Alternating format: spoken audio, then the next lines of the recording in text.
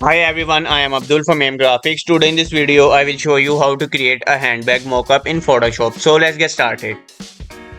First, make a selection of the bag. After make a selection, press Ctrl J to duplicate the layer. And now pick a rectangle tool and draw a rectangle to the bag size.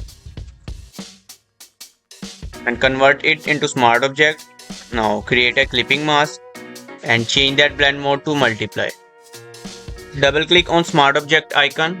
Now place the design here. So go to file, place embedded and import the pattern design and transform it and hit OK.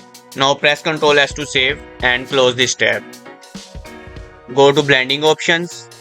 Break the slider by holding Alt and drag with click and move to the left side and hit OK. Now create a curves layer. Click on clipping and adjust the levels. Your handbag mockup is ready. Thank you so much for watching. Hope you found this trick helpful.